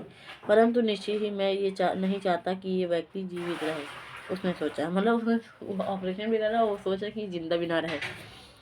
अब बेहोशी की दवाई बंद, हाना ने उसे कहा। क्या बेहोशी की दवाई बंद? वह ऐसी तेज और मुड़ा जैसे कि वो कभी रुका ही नहीं था। फिर उसने दवाई में से एक छोटी शीशी निकाली और उसने इंजेक्शन की सिरिंज भर ली और उसने मरीज के बाएं हाथ में लगा दी। फिर सुई नीचे रखा और हर मतलब उसने देखा कि उस व्यक्ति की जो कलाई तो उठाई और उसके जो उंगली के नीचे नब्ज पर एक दो बार फड़फड़ाकर उसने अधिक शक्तिशाली हो गई। सारा कुछ होने के बावजूद भी वो व्यक्ति जीवित रहेगा। वह हाना से बोला। एक आह भरी। नवयुग जागा, इतना कमज़ोर, और उसकी नीली आंखें इतनी डरी लगी रही थीं कि देखा क्या कि वो कहाँ है। और हाना को लगा कि क्षमा करना मजबूरी थी, उसने स्वयं की सेवा, क्योंकि कोई नौकर उसे कमरे में घुसने के लिए तैयार नहीं था। जब आप पहली बार अंदर आई तो उसने देखा कि वो अपनी मतलब शक्ति की कृत्य करके डरावनी चीज के लिए तैयार था। डरो मत, कोमल आवाज में उसने विनती की। क्या बात है, तुम अंग्रेजी बोलती हो? वो हाँफने लगा। मैं लंबे समय तक अमेरिकन में ही रही हूँ, उसने उत्तर दिया। उसने देखा कि उसकी बात का उत्तर देना चाहता था और ऐसा ना कर सका, इसीलिए वह झुकी और कोमलता से उसने मतलब प्रोसलयन के चम्मच से खाना दिया और उसने खाया। फिर अब शीघ्र ही तुम शक्तिशाली हो जाओगे। उसे पसंद न करते हुए भी उसे तसल्ली देने के लिए प्रेरित करती हुई बोली हाना। सदाव ऑपरेशन के तीसरे दिन आया और युवक को बैठा हुआ देखा। इस प्रयत्न में उसका चेहरा पीला पड़ चुका था। लेट जाओ, सदाव चिल्लाया। लेट जाओ। क्या तुम मरना चाहते हो? उसने उस व्यक्ति को धीरे से लेकिन शक्ति और पूरा बलपूर्वक लिटा दिया। उसका घाव देखा। अगर तुम ऐसे काम करोगे तो तुम अपने को मार सकते हो। उसने डांटते हुए कहा कि अगर तुम ऐसा काम करोगे तो तुम अपने आप को मार सकते हो। तुम मेरा क्या करोगे? लड़का बुड़बुड़ाया। वाइट मैन बोला कि तुम मेरा क्या करोगे? वह इस वक्त मुश्किल 17 वर्ष का लगता था। 25 बोला था ना, 25 से कम। उसका एज जो था ना वो 17 एज का था। क्या तुम मुझसे पुलिस को दे दोगे? उसने सोचा यार 17 वर्ष का सोल्जर है, क्या को पुलिस को दे दो। फिर लड़का बोलता है कि हमको लगता है तुमने मुझे ठीक तो कर दिया, मगर मुझे तुम पुलिस को दे दोगे।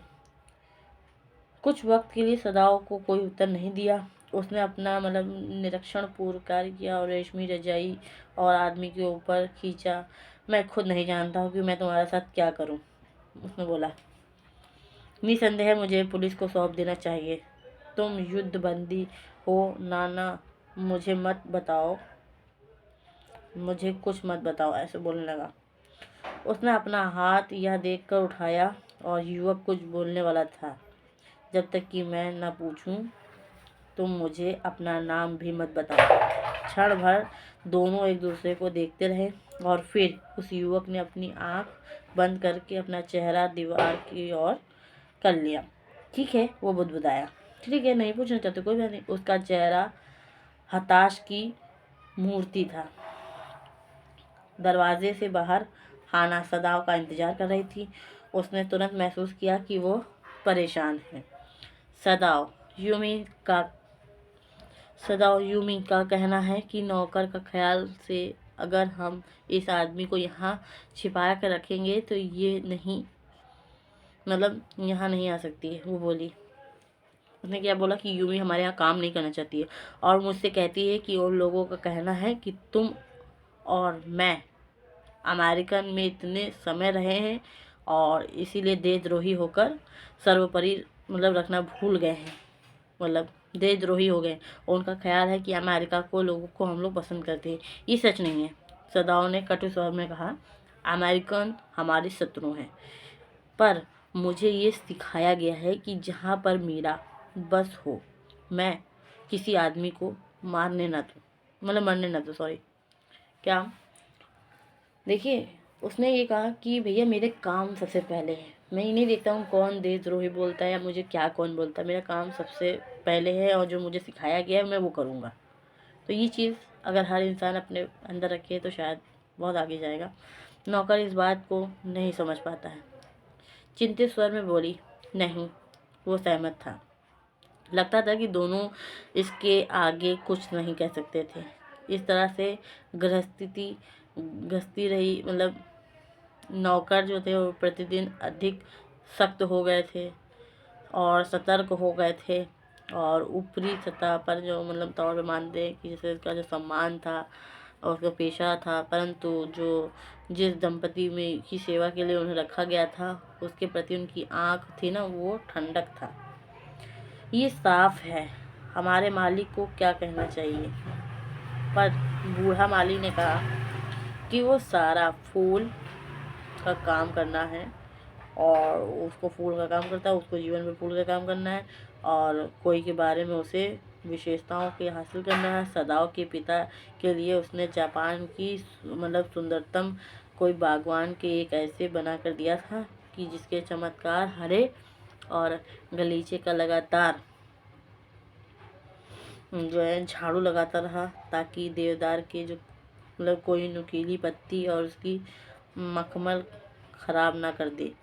मेरे पुराने मालिक का बेटा अच्छी तरह जानता है कि उसे क्या करना चाहिए। किसी मतलब झाड़ी से एक कली चुराते हुए बोला। जब वो व्यक्ति मौत के इतने करीब था तब उसने क्यों नहीं उसका खून बह जाने देते। इस कारण जो मतलब युवा था मालिक था वो अपना जीवन बेचने की योग्यता तथा इतना गर्व है कि वह किसी जीवन को बचा रहा है। और मतलब बूढ़ा व्यक्ति उनकी तारीफ कर रहा होता है और तिरस्कारपूर्ण स्वर में बोली। उसने एक पक्षी की गर्दन निपुणता से तोड़ी और उसे तड़कती हुई चिड़िया को पकड़ रही थी और उसका खून मतलब विस्तरण पे लता से जड़ मतलब बाहर कर दिया। खून सबसे अच्छा उर्वरक था और माली ने उसकी जो मतलब बूंद थी उसको व्यर्थ नहीं करने दी। बच्चे हैं जिनके बारे में हम सोच ही नहीं होगा मतलब ऐसे बोला तो नहीं होगा। यूमी ने दुखी के साथ कहा, अगर उनके पिता को मतलब जो गद्दार करार दिया जाए इसका इनकार होगा। जो कुछ वे कह रहे थे उन्होंने हाना के कान से बचने की कोशिश नहीं की क्योंकि वह वापस वहाँ पर मतलब बरामदे में मतलब फूल ही सजा रही थी। वो जानती थी कि उसका उद्देश्य उसे सुनाना था और उसका जो अस्तित्व है वह अधिकांश भाग उसे यही सुनने के लिए बोध कर रहा था। परंतु उसका जो दूसरा भाग था जिसे वह स्वयं नहीं समझती थी वह कैदी के प्रति भावपूर्वकता के आकर्षण थी और वह उसे कैदी ही मान रही थी। मतलब कभी कभी उसको मतलब हाना को लगता था कि हाँ जो भी किया मेरे हस्बैंड ने वो अच्छा किया, मगर कभी कभी उसके दिमाग में ये था कि नहीं वो तो कैदी की मदद किया, एनिमी की मदद किया। ऐसे मतलब दो तरफा उसका माइंड चल रहा था।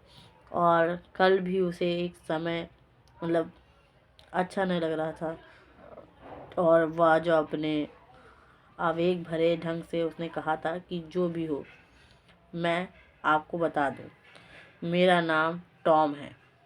मतलब जो वाइट मैन था उसका नाम क्या था, टॉम। ठीक है, जो भी हो मेरा नाम टॉम है। और उसने केवल भावहीन से मतलब अपना सिर हिला दिया और उसकी जो आँख में जो पीड़ा देखी और उसने जो मतलब मरहम लगाना नहीं चाहती थी। वास्तव में इस घर में बड़ी मुसीबत था। जहाँ तक सदाओं की बात, वह प्रतिदिन घाव का ध्यान से ही निरीक्षण करता था। आखिरी मतलब टाँके की आज जो सुबह निकल दिए गए थे और नवयुग 15 दिन में लगभग पहले ही तरह से स्वस्थ हो गया था। मतलब पहले की तरह जैसे ना स्वस्थ हो गया, 15 दिन तक इलाज उसका होता रहा। आखिरी आखिरी जो टाँका था वो सुबह निकल गया था।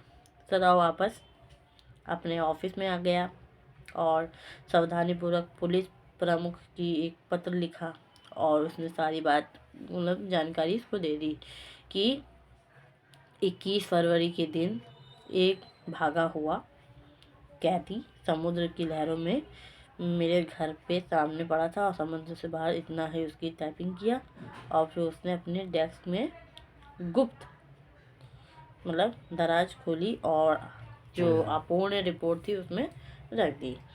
इस घटना के 7 दिन बाद दो बातें हुई। सवेरे सवेरे मतलब सुबह सुबह मतलब सारे सामान को दो बड़ी मतलब चौकोर चादरें जो बांधे और एक नौकर साथ चले आए।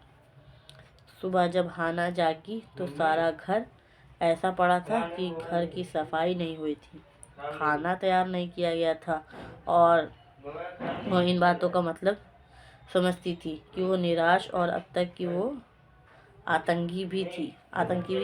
पर घर की जो मालकिन होने का जो द्रव्य था ऐसा प्रकट करने का नहीं देता था। इसके बजाय जब वे लोग रसोई में उनके सामान की उपस्थिति हुई तो कृपया पूर्वक गर्दन हिलाई और उसने उनके पैसे दिए और उनको जो भी सेवा थी वो धन्यवाद दिया। और वो रो रहे थे लेकिन वो नहीं रोई।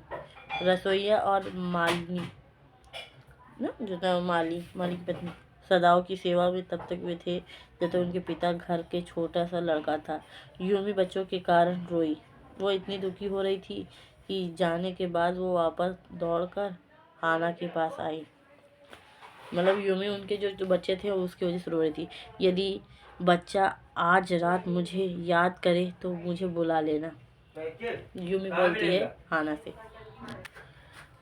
मैं अपने घर ही जा रही हूँ और आपको पता है कि ये कहाँ है। धन्यवाद, हाना ने मुस्कुराते हुए कहा, पर अपने मन में स्वयं को ये कहा कि बच्चा चाहे जितना भी रोए यूमी को नहीं बुलाऊंगी। वो लोग कोस भी रही थी कि वो चली जा रही है ना छोड़ के, अब वो चाहे जितना भी रोए। मगर मैंने नाश्ता तैयार किया। सदाओं ने बच्चों को संभालने में मदद की। दोनों ने मिलकर मतलब किसी के नौकर को लेकर अधिक मतलब चर्चा नहीं की कि वो छोड़ के गए क्या हुआ। पर सवेरे भोजन मतलब कैदी को पहुंचाने के बाद हाना सदाओं के पास वापस आई। ऐसा क्यों है कि हम अपने कर्तव्य को साफ साफ नहीं देख सकते हैं, उसने पूछा। यहाँ तक कि नौकर भी हमारे अपेक्षक मतलब स्पष्ट देख रहे हैं कि हम दूसरे जापानीज के अलग क्यों हैं। सदाओं ने उत्तर दिया। परंतु कुछ देर बाद मतलब सदाओं ने कहा छोड़ो यार।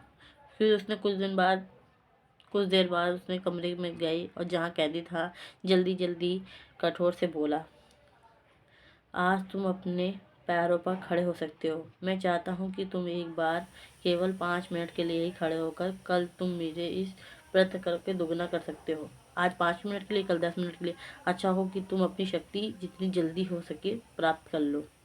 उसकी मतलब उसके उस युवक का चेहरा जो आतंक की झलक थी वो अभी भी बहुत पीला था।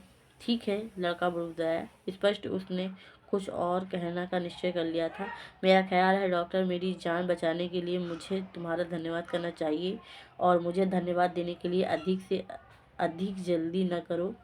सदाओं ने ठंडे स्वर में कहा कि ठीक है, तुम ये ना बोलो कि ठीक है धन्यवाद नहीं है, तुम एक काम करो पहले रिएक्ट करो। फिर उसने कहा कि लड़के की आंखों में पुनः आतंक की झलक देखी। जितना साफ आतंक जैसा जानवर होता है, क्षण भर में उसके मतलब गले का जो चिन्ह है वो गहरा लाल और वे धब्बे क्या थे वे, सदाओं ने नहीं पूछा।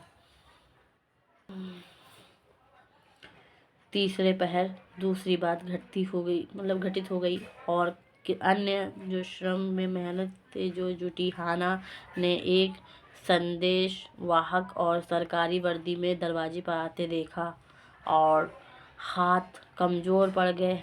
वह सांस न ले सकी। अवश्य ही नौकर ने पहले बता दिया है कि वो हफ्ती हुई सदाओं पर भागी और कोई शब्द न बोल सकती थी। और संदेहवाहक उसने पीछे पीछे मतलब बगीचे पर आ पहुंचा था और वो खड़ा था लाचार होकर उसकी आंख की ओर संकेत देखता है।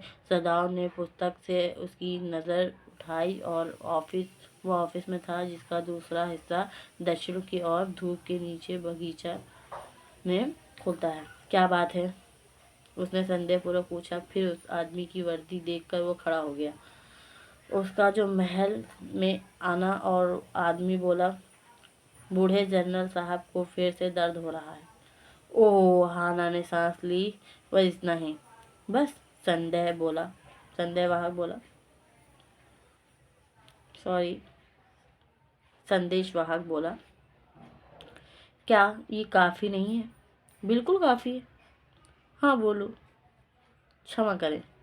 जब सदाओ विदा कहने के लिए आया, वो रसोई में थी और कुछ नहीं कर रही थी। बच्चे सो रहे थे। वो एक क्षण भर के लिए सिर्फ आराम करने के लिए बैठी थी। काम की अपेक्षा उस अपने डर से ज़्यादा थकी हुई थी। मतलब वो काम से इतना नहीं थकी थी जितना वो डर गई थी। मैंने सोचा कि वे तुम्हें पकड़ आए हैं। मैंने सोचा कि वो तुमको पकड़ने आए हैं और उसने उसकी चिंता को आंखों में से ध्यान से देखा। तुम्हारी खातिर मुझे अपने इस आदमी से छुटकारा पाना ही होगा। और वह परेशानी से मतलब बोला कि और किसी न किसी तरह से मुझे इसको छुटकारा पाना होगा। निसंदेह, जनरल ने कमज़ोर स्वर में कहा। मैं मैं पूरी तरह से समझता हूँ, पर ऐसा इसलिए कर रहा हूँ क्योंकि मैं एक बार प्रिंसटन की एक डिग्री ले लूँ, और मैंने ली थी, बहुत कम जापानीज़ ने ली है, मतलब कि प्रिंसटन की में। और साहब मुझे इस आदमी की कोई चिंता नहीं है, सदाव बोला, लेकिन इतनी सफलतापूर्वक ऑपरेशन करने के बाद। हाँ हाँ, जनरल बोला कि हाँ हाँ, इससे मुझे यही एहसास होता है कि तुम मेरे लिए भी एक आवश्यक हो। साफ है कि तुम किसी को बचा सकते हो। तुम बहुत निपुण हो, तुम बहुत कुशल हो। तुम कहते हो कि तुम्हारा ख्याल जैसे अटैक मुझे आज भी हुआ था, और वैसे ही एक और भी सह सकता हूँ। एक से ज़्यादा नहीं, सदा बोला। निश्चय ही मैं तुम्हें कुछ नहीं होने दे सकता, जनरल ने चिंता से कहा। अब लंबा पीला जापानीज चेहरा भाव शून्य हो गया, और जिसका अर्थ है कि वो गहरे विचार में डूब गया। तुम्हें गिरफ्तार नहीं किया जा सकता। अपनी आंख बंद करता हूँ, जनरल बोला, कि तुम्हें गिरफ्तार कोई नहीं कर सकता, मैं हूँ। मान लो कि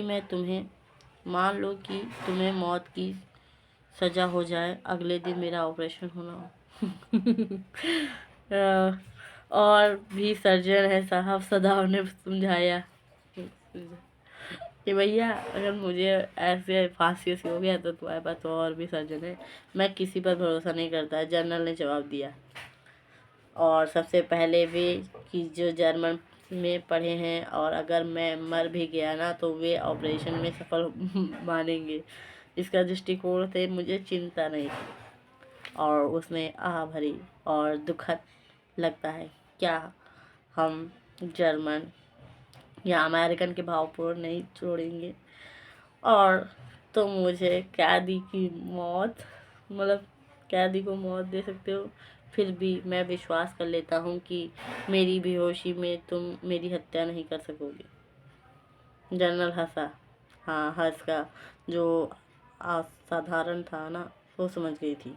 एक जापानीज के रूप में क्या तुम इन दोनों तत्वों से जोड़ सकते हो? उसने पूछा। सदाओ मुस्कुराया। मैं पूरे विश्वास से नहीं कह सकता, मगर श्रीमान आपकी खातिर मैं कोशिश करने के लिए तैयार हूँ। जनरल ने फिर सिर हिलाया। मैं परीक्षा की वस्तुएं नहीं बनाना चाहता, बोला। पूरे दक्षिण सागर में होने वाली बार बार विजय, और उसके ऊपर जो बहुत सी जिम्मेदारियां लादी थी, अचानक कमजोरी और जीवन की चिंताओं का जो पराजय की अनुभूति होती है, और बड़े दुर्भाग्य से यह आदमी लहरों के द्वारा तुम्हारे दरवाजे पे ही आ गिरा। उसने दुखी स्वर में कहा। मुझे भी ऐसा लगता है, कि सदाओ ने नम्रता से कहा। कि डॉक्टर, वो जनरल थे, उन्होंने बोला कि ये बताओ, इसका क्या ये दुर्भाग्य है कि तुम्हारे यहाँ आगे गिरा?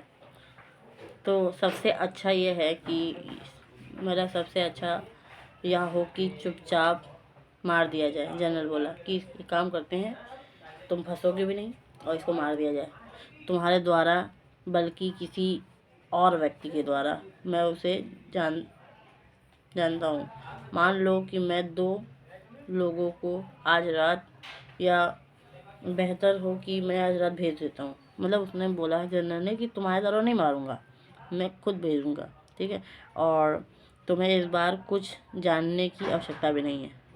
और अब मौसम गर्म है, इसमें अधिक सार्वभौमिक, और क्या होगा कि तुम उस गोरे को कमरे का बगीचे में खुला दरवाज़ा छोड़ देना, और वह सो रहा होगा तब वो खुला रखना, ठीक है? उन्होंने बोला कि ठीक है, मैं आज रात 2 लोगों को भेजूंगा, और तुम बगीचे का दरवाज़ा खुला रखना, और वो मैं वहाँ आएगा, वो सो रहा होगा। फिर निश्चित रूप से ये बड़ा सार्वभौमिक होगा। सदाओ सहमत था कि हाँ ठीक है। वास्तव में हर रात की तरह इसी तरह से खुला रखा गया था। बहुत अच्छे। जनरल जमाई लेता है और बोलता है, वे बड़े समर्थ काबिल हत्यारे हैं। वाह। और वे कोई इशारा नहीं करते हैं, और बिना खून बहाए हत्या करना भी आता है हमको। उन्होंने कहा कि हमको तो भैया बिना खून बहाए भी हत्या करना आते हैं, और अगर तुम चाहो तो मैं उससे शरीर को भी वहाँ से ले जाने के लिए कहता हूँ। सदाओ ने सोचा, श्रीमान ये शायद सबसे अच्छा होगा। हाना के बारे में सोचा और वो सहमत था। यहाँ भैया उसका शरीर भी उठा, मतलब मरा हुआ उसको ले जाए। तब जनरल को छोड़कर वह अपने घर चला गया। योजना के बारे में सोचता है, इस प्रकार के वह सारे मामले से मुक्त हो जाएगा और वह हाना को भी कुछ नहीं बताएगा, क्योंकि वह घर के हथियारों के होने के बाद बात जो होती है ना वो कमज़ोर पड़ जाएगी। उसने सोची मरवाया गया, और फिर भी ऐसे लोग जो कि तानाशाही राज्य के आवश्यक होते हैं, जैसे कि जापानीज था, और वरन शासक के लोग जिसे कैसे निपटेंगे, और जो उसके विरोधी थे, और उसने जो बुद्धि मतलब ऐसे मतलब उसने उसके मस्तिष्क में सारे विचार चल रहे थे, और अनुमति न दी। और जब उसने कमरे में घुसा जहाँ पर अमेरिकन सोया हुआ था, तब उसने दरवाज़ा खोल दिया और ये देखकर आश्चर्य था कि नौजवान जागा हुआ था और बगीचे के जाने के लिए तैयारी कर रहा था। ठीक है, बगीचे में जाने की तैयारी कर रही। ये क्या हो रहा है? वो बोल पड़ा, तुम्हें कमरे से बाहर निकालने की अनुमति किसने दी? मतलब तुमको किसने बोला कि तुम बाहर निकलो? टॉम खुशी होकर कहा, मुझे इजाज़त की प्रतीक्षा करने की आदत नहीं है घोष। मैं फिर से काफ़ी अच्छा अनुभव कर रहा हूँ, किंतु इस तरह से मांसपेशियाँ सदा सख्त हो रहेंगी। क्या बात है? सदाओं ने पूछा हैरान होकर। वह अब सब कुछ भूल गया। मेरा ख्याल था कि मैं उसका इंतजाम कर दिया है, वो बुदबुदाया। उसने उस व्यक्ति को कमीज का जो सिरा उठाया और ठीक उसे मतलब दाग की तरह देखा। मालिश शायद ठीक है, करा देंगे, बोला, और अगर व्यायाम से काम ना हो सके तो। ऐसी बातें जब बोल रहा था, इससे मुझे अधिक परेशानी नहीं होगी। नवयुवक बोला कि मेरा व्यायाम से अच्छा मालिश हो जाए। छोटी घनी पीली दाढ़ी और नीचे उसका चेहरा पतला नज़र आया। और सुनो डॉक्टर, एक बात मैं जो आपसे कहना चाहता हूँ, अगर आप कोई जापानीज ना मिला होता तो मैं जानता हूँ कि मैं ज़िंदा ना होता। मतलब टॉम बोलता है कि अगर जैसे आपके जैसे कोई जापानीज ना मिला होता तो हो सकता है मैं ज़िंदा भी ना होता। सदाओ ने सिर झुकाया और कुछ न बोल सका। निश्चय ही मैं जानता हूँ कि टॉम जोश में कहता गया। उसके लंबे पतले हाथ कस और कुर्सी को पकड़े हुए थे, और उसकी उंगलियां जो थी वो गिट्टी सफ़ेद थी। और मेरा ख्याल है कि अगर सारे जापानीज आपके जैसे होते तो युद्ध ही ना होता। मतलब वो बोलता है वाइट मैन टॉम कि अगर आपके जैसे सारे जापानीज हो तो शायद हमारे विश्व लड़ाई ही ना हो, ठीक है, वॉर ना हो। शायद सदाओ कठिनाई से बोला, और अब मेरा ख्याल है कि तुम्हारे लिए सोना ही बेहतर होगा। उसने लड़के को वापस बिस्तर में आने की मदद करी, फिर उसने सिर झुकाया। शुभ रात्रि, उसने कहा, गुड नाइट। फिर उसी रात सदाओ को ठीक से नींद ना आई। बार बार वो जाग जाता। उसे लगता कि उसने जो कदमों की जो ससराहट है, किसी मतलब टहनी से टूटने की आवाज़ अथवा किसी पत्थर के बगीचे में गिरने की आवाज़, ऐसे शोर वे लोग करते हैं जैसे जो किसी को बोझ को लेकर चलते हैं। अगली प्रातः अपने मेहमानों के कमरे में जाने से पहले वो बहाना बनाया, और अगर अमेरिकन जा चुका होता तो वह हाना बता देता। यह जनरल के इशारे पर हुआ था। मतलब उसने सोचा कि अगर वो अमेरिका चला जाएगा तो मैं हाना बताऊंगा कि ये जो सब कुछ हुआ ना हुआ मतलब जनरल के इशारे पे हुआ। जब दरवाज़ा खोला तो तुरंत देख लिया कि तकिए के ऊपर लंबे बाल से भरा पीला सर रखा था। वो नींद की शांत सांस से सुना रहा था। मतलब दरवाज़ा फिर से बंद कर लिया। वो सो रहा है, उसे हाना को बताया। इस तरह से सोने का अर्थ लगभग ठीक ही हो चुका है। हम उसे क्या करेंगे? हाना ने धीमी आवाज़ में वह गान दोहराया। सदाओ ने सिर हिलाया। 1-2 दिन मैं निश्चित कर लूँगा, उसने वचन दिया। पर निश्चय ही मैं सोच लिया कि दूसरी रात आखिरी रात होगी। उस रात तेज हवा चली और उसने झुकती शाखाओं को सीटी मारते दरवाजे की आवाज़ सुनी और हाना भी जाग गई। क्या हमें नहीं जाना चाहिए? बीमार आदमी का दरवाज़ा बंद नहीं करना चाहिए? उसने पूछा। नहीं, सदाओं ने कहा, अब आप अपना काम खुद करने के लिए सक्षम हैं। और पर अगली सुबह अमेरिकन वहाँ मौजूद था। मतलब सदाओं ने कहा, नहीं भैया तुम मत जाओ, वो खुद ही कर लेगा, ठीक हो चुका है। फिर निश्चित ही तीसरी रात अंतिम रात होनी चाहिए। मतलब वो सोचा कि पहले दिन ही मार, दूसरे दिन मार, तीसरे दिन मार देना चाहिए शायद। तो वह धीमी वर्षा में बदली गई। जो मतलब बगीचा था ना, वहाँ पर जो झरना से बहते हुए पानी की आवाज़ से भरा हुआ था। सदाओं को कुछ बेहतर और नींद आई और किसी चीज़ को टूटने की आवाज़ से वो जाग गया। उछल कर खड़ा हो गया। मतलब ये क्या था? हाना चिल्लाई। उसकी आवाज़ से बच्चा जाग गए और रोने लगे। मुझे जाकर देखना होगा, उसने हाना से कहा। रुको ज़रा। उसे हिलने नहीं दिया। सदाओ, वो चीखी, तुम्हें हुआ क्या है? मत जाओ। वो बुदबुदाए, मत जाओ।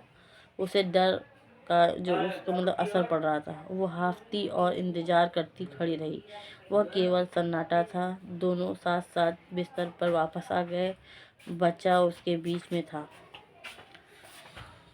जब सवेरे मेहमान के कमरे में दरवाज़ा खोला, वो नवयुवक वहाँ था और वो खुशी से था। पहले ही हाथ मुँह धो चुका था, अपने पैरों पर खड़ा था। कल उसने एक रेजर मांगा और उसने अपनी दाढ़ी बनाई। आज उसकी मतलब जो गलों की जो हल्की लाली थी, अब मैं ठीक हूँ, उसने प्रसन्न होकर कहा। सदाओं ने अपने मतलब थके हुए शरीर को अपना कामियानो पहना और अचानक उसने फैसला किया कि वो एक और रात नहीं गुजार सकता। ऐसा नहीं था कि उस नवयुवक की जान की कोई चिंता थी, ना बस यह कष्ट उसने उठाने के लायक नहीं था। ऐसा उसने सोचा। तुम स्वस्थ हो? सदाओ सहमत था और उसने अपनी आवाज़ नीचे की। तुम इतने स्वस्थ हो कि मेरा ख्याल है कि आज रात मैं अपनी जो नाव समुद्र तट पे लाऊं और भोजन का जो फालतू कपड़े रख दूं और शायद तुम मतलब छोटे द्वीप में जा सकते हो जो तट से मतलब अधिक दूर नहीं है और ये तट इतना निकट है कि जिसकी रक्षा के योग्य नहीं माना जाता है और इसमें कोई रहता ही नहीं है क्योंकि तूफ़ान में यहाँ डूबा जाता है और ये जो मौसम है वो तूफ़ानी का नहीं है और तुम वहाँ पर तब तक रह सकते हो जब तक कि तुम्हें कोरियन मछली जो पकड़ने वाले नौका गुजरती ना दिखे। वे द्वीप काफ़ी पास से गुजरती है क्योंकि वहाँ पानी काफ़ी गहरा है। नवयुवक उसको घूरता रहा, धीरे धीरे समझ रहा था कि क्या मुझे ऐसा करना ही पड़ेगा। उसने पूछा। मेरा ख्याल ऐसा ही है, सदाओं ने सज्जनता पूर्वक कहा। तुम समझते हो तुम्हारा यहाँ होना छिपा हुआ नहीं है। पूरी तरह से समझ गया और साथ युवक ने सिर हिलाया। ठीक है, उसने सपाट स्वर में कहा। शाम तक सदाओ उससे फिर नहीं मिला। जैसे अंधेरा हुआ, वह अपनी मतलब मजबूत नाव को खींचकर तट के पास लाया और उसने भोजन और बोतल बंद पानी में मतलब गुप्त रूप से दिन में कुछ खरीद लाया था और साथ ही साथ वे 2 कंबल भी थे जिसमें साहूकार से खरीदे थे और नाव पर उसने समुद्र के खंबे बांध दिया क्योंकि जो लहरें थी बहुत ऊंची थी। आकाश में चांद ना था और वहाँ पर बिना टॉर्च के काम करता था। घर वापस आकर उसने ऐसे प्रवेश किया मानो कि अभी ऑफिस से आया हो। उसने हाना को कुछ नहीं पता लगने दिया। आज यूमी आई थी। रात्रि का अंतिम भोजन उसने परोसते हुए कहा। यद्यपि इतनी आधुनिक थी फिर भी उसके साथ न खाती थी। यूमी बच्चे को लिपट कर रोने लगी। आह भर के वह आ गई और उसने बोला कि उसे बहुत बच्चों को याद आ रही है।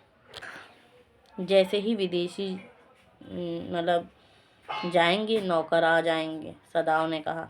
उस दिन सोने से नहीं पहले मेहमान के कमरे में गया और ध्यानपूर्वक अमेरिकन का तापक्रम चेक किया और घाव का जो हॉल था देखा, और उसको दिल जो था ना उसकी नब्ज़ देखी, और नब्ज़ अनियमित थी और शायद मतलब उत्तेजना के कारण था। युवक की जो पीले ओठ से कसे हुए और बंधे थे, और उसकी जो आँख थी वो जल रही थी।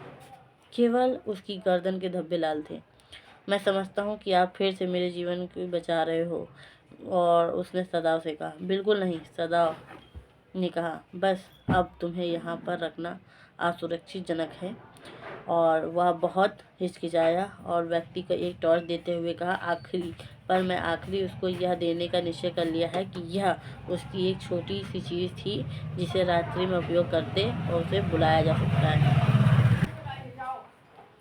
यदि किसी नाव के मिलने से पहले तुम्हारा खाना खत्म हो जाए, अगर जैसे तुमको नाव न मिले और तुम्हारा खाना खत्म हो जाए, और बोला मुझे टॉर्च को 2 बार जलाकर एक क्षण इशारा करना, मैं सूर्य क्षेत्र को डूबने वाला हूँ, और मतलब डूबने वाला अंधेरे में कोई इशारा ना करना, क्योंकि जैसे जब दिन हो तभी इशारा करना, क्योंकि अंधेरे में मत करना, क्योंकि अगर उसे कोई देख लेगा तो तुम ठीक ठाक हो, और वहीं पर जाके मतलब इशारा करना, मतलब अंधेरे में कोई इशारा ना करना। उसने मना किया था कि टॉर्च अंधेरे में चलाना, और तुम ताज़ी मछली आसानी से पकड़ सकोगे, और तुम उन्हें कच्चाई खाना, आग दिखाई दे जाएगी, ठीक है, मतलब कच्चा ही खाना। ओ माय गॉड, मछलियों को तुम्हें कच्चा ही खाना, मतलब ठीक है।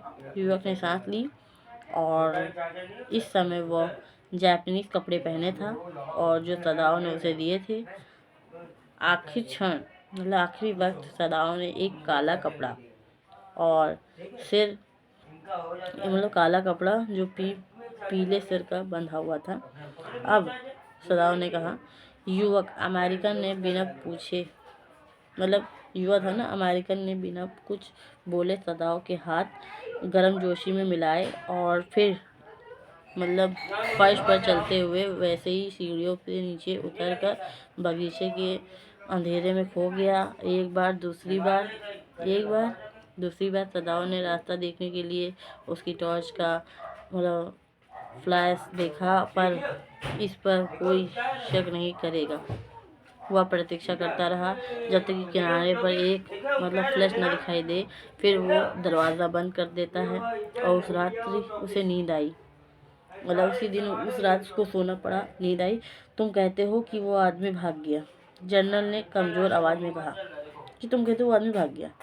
उसने 1 सप्ताह पहले ऑपरेशन हुआ था, और आपातकालीन ऑपरेशन था जिसके सदाओं की रात में बुलाया गया था। 12 घंटे तक सदाओं का निश्चय ही था जनरल बचेगा या नहीं। मतलब उसको लगा कि जनरल बचेगा कि नहीं बचेगा, और प्रतिशय काफ़ी बढ़ा था, और वो बूढ़ा व्यक्ति जो कि गहरी सांस लेने लगा था, भोजन मांग रहा था।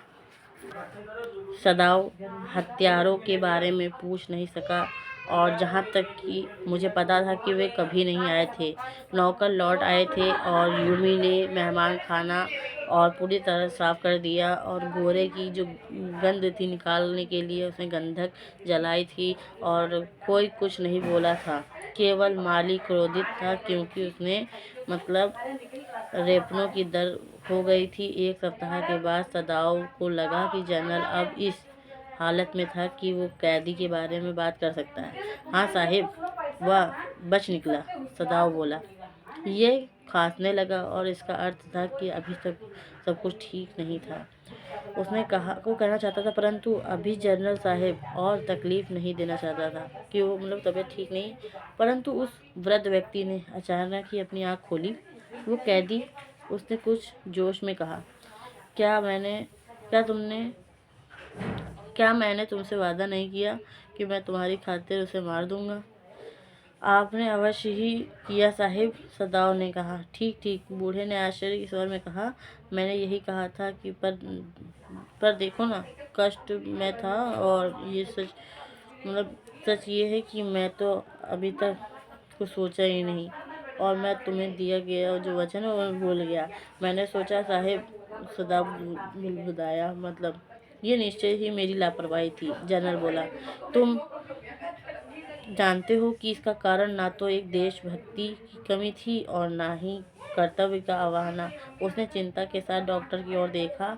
अगर इस बात को निकाले तो तुम इस बात को समझोगे ही नहीं क्या? निश्चय ही साहब, सदाओं ने कहा। अचानक उसकी जो समझ आ गया कि जनरल उसकी जो मतलब मुट्ठी में है और उसके परिवार स्वरूप वह पूरी तरह से सुरक्षित है। साहब, मैं आपकी निष्ठा का कसम खा सकता हूँ कि वह बूढ़े जनरल से बोला और दुश्मन के विरुद्ध आपका उत्साह की। तुम अच्छे व्यक्ति हो, जनरल ने बुदबुदाया, और तुम्हें अपनी आँख मतलब तुम अच्छे व्यक्ति ऐसे बोलकर वो अपनी आंख बंद कर ली और तुम्हें पुरस्कृत किया जाएगा, उसने ये भी बोला। परंतु सदाओं ने उस रात पुरस्कार मिल गया और संध्या में शाम सुंदर मतलब समय जो समुद्र था ना, वो काले धब्बे की तलाश था। टॉर्च की मतलब कैद नहीं हुई, मतलब कुछ दिखा नहीं कि टॉर्च जल रही, और वो टापू की कोई नहीं था और उसका कैदी जा चुका था सुरक्षित, क्योंकि उसकी चेतावनी दी थी कि वह केवल कोरियन की मछली पकड़ने का नौका ही प्रतीक्षा करेगा। एक क्षण में मतलब बरामदे में खड़ा उस समुद्र की जो ताकता रहा और जहाँ पर वो युवक गुजरती, और एक रात आई उसके मस्तिष्क में यद्यपि कोई कारण न था। अन्य वे गोरे चेहरे आए जिन्होंने वे नहीं जाना था कि प्रोफेसर जिसके घर पर हाना से मिला था एक मूर्ख व्यक्ति था। उसकी पत्नी भी मूर्ख और बतूनी थी, हालांकि उसकी इच्छा सदा दयालु होने की होती थी। उसे याद आया कि शरीर विज्ञान और बूढ़े अध्यापक की जो बातें वो आमद आमादा थी, और चाकू जो बड़ी दयालुतापूर्वक चलाया उसने, और अपनी मोटी और लापरवाही मकान मालिकिन को याद आई। मतलब अमेरिका में रहने के लिए मकान पाने के लिए बड़ी कठिनाई पेश आई थी, क्योंकि वह जापानीज था और अमेरिकन पूर्व धारणाओं के ग्रस्त था। वहाँ रहना एक कठिन अनुभव था, और ये जानते हुए भी कि उसने श्रेष्ठ था और उसे अज्ञानी और गंदगी बूढ़ी औरत से कष्ट दी थी, जो आखिर में मतलब घटाई और घटिया घर के रखने के लिए मान ली गई थी। एक बार उसने मतलब प्रति आभारी होने का प्रयत्न किया था, क्योंकि उसके अंतिम जो कि एफिलियज पीढ़ी तथा सेवाओं में थी, और ऐसा करना मुश्किल था क्योंकि कृपाओं के होने पर वह ग्रसित नहीं रहा। और अब उसे याद आया कि आपने कैदी का जो पेशा मतलब थका हुआ चेहरा और व्यक्तित्व है। विचित्र बात है, उसने सोचा, मुझे हैरानी है कि मैं उसे मार क्यों नहीं सका। मतलब यही हमारी स्टोरी ख़त्म होती है। डॉक्टर सदाओ ये सोचते हैं कि यार ऐसा क्या हुआ कि मैंने उस वाइट मैन को क्यों नहीं मारा। Then such a great story, और आई थिंक ये बहुत ही लंबी स्टोरी है और इसके लॉन्ग क्वेश्चंस भी आएंगे, क्योंकि जो लंबी स्टोरी होती है उसके लॉन्ग क्वेश्चंस आते हैं और इसको आपको डीप में समझना पड़ेगा। मैंने समझाया, कैसा लगा कमेंट में टाइप करके बताइए। Thank you so much. नमस्कार, सत श्री अकाल।